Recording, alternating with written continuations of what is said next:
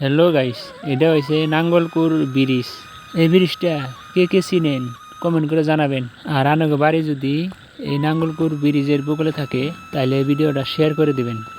আরও এমনি নতুন নতুন ভিডিও পেতে চাইলে আমার পেজটা ফলো করে রাখবেন।